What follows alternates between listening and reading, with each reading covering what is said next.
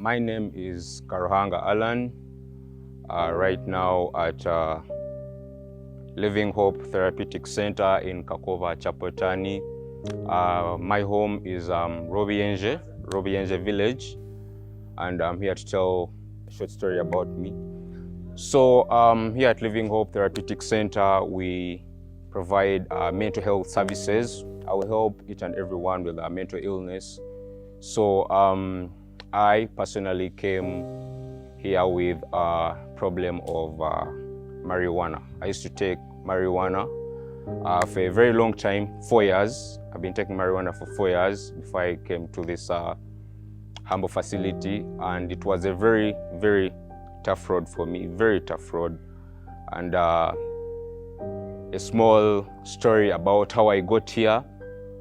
I've been using marijuana all the way from senior 4, group influence, so we used to smoke every after class. During class, we would dodge lessons, escape from school, go and do this, drink, smoke. So, long story short, I was doing a course of tourism course. I was to do my internship at some company in Entebbe. So headed off to Entebbe for my internship. Started off cool. Before actually going to Entebbe, my dad had proposed to bring me to such a place to help me settle my mind first before I could go and further with my studies. But obviously, well, with such a young man like me, I couldn't accept. So he didn't bother me that much. He was like, okay, it's fine, you can go and do your thing. So headed off to Entebbe. Started off cool, started off good. The first 2 weeks I was good, everything was chill. But then this thing of group influence came back, and meeting of new people, with the same vibes. People would smoke. I met people who smoked marijuana because I smoked marijuana. People used to drink, so I associated with those people again, and which led me to go back that road of smoking marijuana. And it really put me down because I had started off well in the first 2 weeks with my mind focused, but because I met up with such people again in that life of doing my internship, I went back the dark path. So it really put me down. I started dodging my lessons, because I used to have a lesson from 7 to midday. I would go high, very high. If I would go very high. My mind wasn't settled. And it was very, very ashaming, very ashaming. Not something I was proud of, not something I'm proud of right now. So it really messed me up the first month, second month, down that path, smoking marijuana, dodging lessons. I was on my final, call it a final journey or final paper of my tourism course, the internship. So it really messed me up bad. First month, second month, third month down. So time came for me to head back home. I know this is where I would head back home. During the whole internship, you'll have to note down you have to write down your internship report, which you'll hand back to your to the school or to the institute that I was in. I was studying my tourism course, so headed back. My internship report was halfway finished. I came back to Mbarara in a very, very bad state, of which before I jump to that, how I came to Mbarara. It was a day my dad sent me transport money to bring me back to Mbarara. So because of these people I was living with, I was staying with, and the things we were doing really messed up my mind. It was very, very hard for me to settle down because these drugs are very, very, very strong. They're very strong. They will really put you down. It's very hard to stop them without any care or support from somebody. So sending me the transport money, I was to leave. Say he sent me the money today, I was to leave the next day morning. The next day morning, I used the money for the same stuff. I bought drugs. My dad would hit me up, would call me that evening, like, hey, you're not coming, like, are you on your way or what? So I was like, I'll be coming the next day. And the next day became the next day. And the next day became the next day. So as a parent, he got worried and decided to drive all the way from Bara to Entebbe to come and pick me up himself. Because before I went to Entebbe, he knew I had that problem of taking marijuana, and he knew how strong it was, how strong that problem was. So he knew something must have been wrong.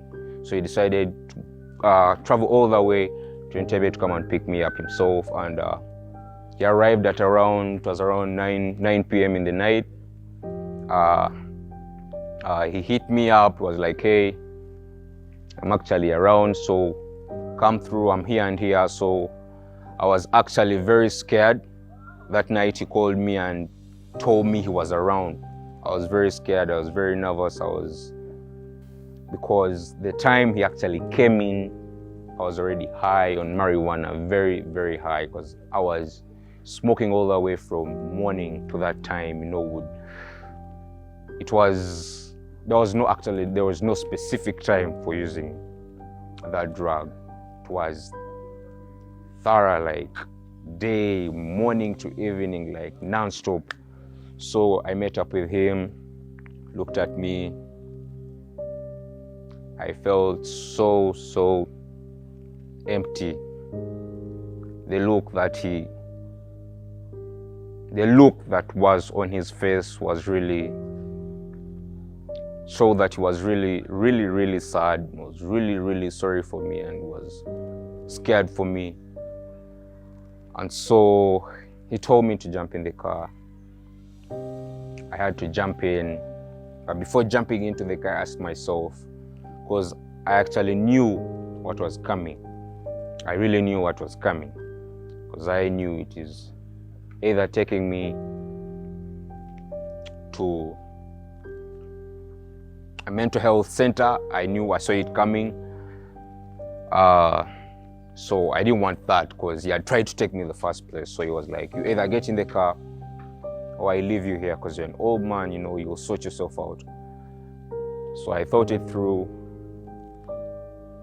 and decided to calm myself down, empty my thoughts, and really got to understand that I really needed help. So I jumped in the car, drove off, brought me back to Mbarara. It was around 4 a.m. that we arrived at this very humble therapeutical center, Living Hope Therapeutical Center. Arrived at 4 a.m. I checked in, and since day one that I have been here, a lot has taken place mentally, in mind, emotionally, and it has been a tough road. But at the end of the day, I realized how it really saved me coming into this therapeutical center. It really saved me, because I really got to open up my mind and realize, hey, I can actually sleep without taking marijuana, because I used to think I wouldn't sleep without taking marijuana. But I can now sleep without taking marijuana. I can now sleep without having to worry, man, I'm not high, man, I need something in my body, to keep me running throughout the day, So it really also helped me to look at life in a whole other perspective, better things for me, better things ahead for me. All the doors that had closed up, that I would have, received a lot of opportunities, a lot of blessings. So it has really helped me to open up to all that in my mind. And I really, really, really appreciate the day that I came into Living Hope Therapeutical Center. It is a very, very good center. It is a huge, huge battle. It is a very, very huge fight. Mental illness is real. People with mental health out there, people are using drugs. Most people think they can fight it on their own, but it is a very, very serious problem. Without help, trust me, you can't fight it on your own. I feel very, very relaxed now. I feel happy. I feel more alive. I had started losing weight. I had lost weight heavily. I wouldn't eat. I would rather smoke the whole day than eat. The little money that I would remain with, I would choose to buy drugs. I would choose to buy marijuana without eating. So right now, I really, really, really, really appreciate the opportunity that I got to come into Living Hope Therapeutical Center. It has helped me really, really look into another life, that I can actually be a better person. I can now sleep without worrying I'm not high. I drink, I laugh, so I'm really, really, really thankful. And people out there think rehabs are, bad places. They basically think they're places for mad people. Basically, they think they are places for crazy people, bizarre people, people who are off, but that's not the case. That's not the case. They think that basically, but the case is, bring in a person who's dealing with alcohol, marijuana, and all sorts of other different drugs. That is the use of rehab. It really shapes you up, brings you back to that a better life that you actually deserve to be in, shapes you up in terms of builds up your body if you had lost weight, helps you. There is what we call detoxification. They detox your body with all the alcohol and the smoke that you had in your body. That detoxification, those pills will help you wash out all that smoke, all that alcohol, so your body can retain. Yeah. So people out there, you have someone close to you, a loved one, and they are going through hard times. People that use these drugs, when you come here to these, when you go to rehabs, like here, Living Hope Therapeutical Center, there is no one to judge you, because we all are in the same situation. We all understand ourselves.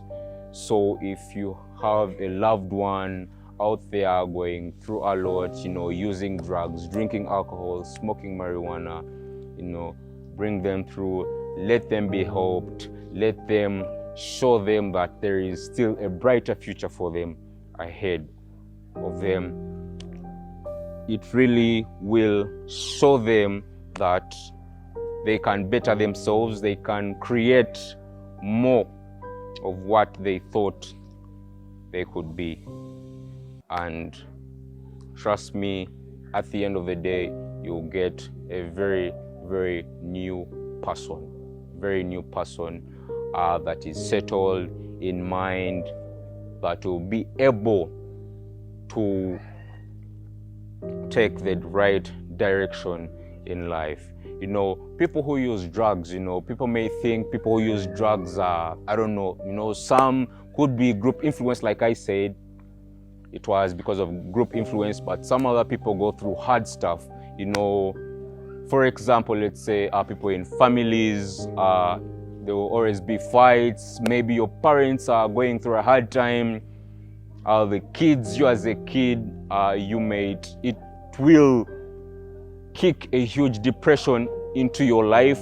You will feel scared. You really feel blacked out. And one thing that you run to is either alcohol or these other drugs, smoking marijuana. You know, loss of loved ones. You have lost a very close friend of yours. You've lost a very close relative of yours, or a member of the family. Kicks in that depression that will hit you to go and start using those drugs, alcohol, marijuana, and all sorts of other drugs. So all I can say is mental health is real. It is brought by a lot of different stuff that I have mentioned, and some other very many that I haven't mentioned. So please, please, please, if you see a loved one, a friend, bring them through, help them before they go do something crazy that they wouldn't want to do, because you know these drugs are very strong. Someone may use them with a weak mind and may go ahead and kill themselves. You've heard of people hanging themselves. You've heard of people, jumping off buildings. You've heard of people, stabbing themselves. So honestly, those are the measures that they may take if you do not help these people. Bring them through, help them, shape their future. Let them have a settled mind, because there is much more in their life. There is much more that they can achieve in their life. There is much more to life than they can imagine, than just sitting down and using these drugs. The end point is these drugs are very, very useless, very useless. They help us to fight them after you get out, after you go back to that outside world, because when you go back to that outside world, it is very, very tough.